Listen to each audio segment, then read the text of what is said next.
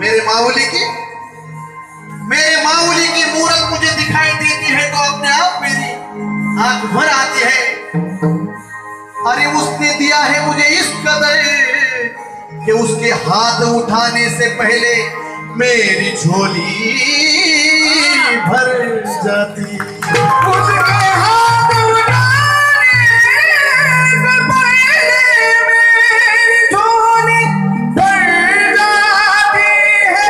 उसके हाथ उठाने से पहले मेरी झोली भर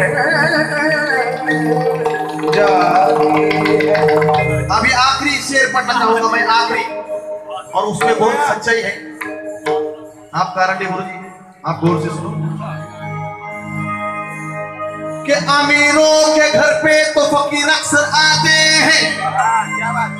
अमीरों के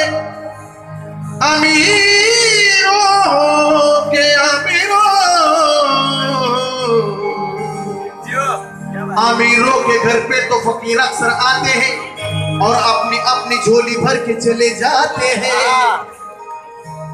अमीरों के घर पे तो फकीर अक्सर आते हैं और अपनी अपनी झोली भर के चले जाते हैं, पर मेरे माऊली के करम इतने निराले हैं कि उनके दर पे तो अमीर भी फकीर बन के आते हैं।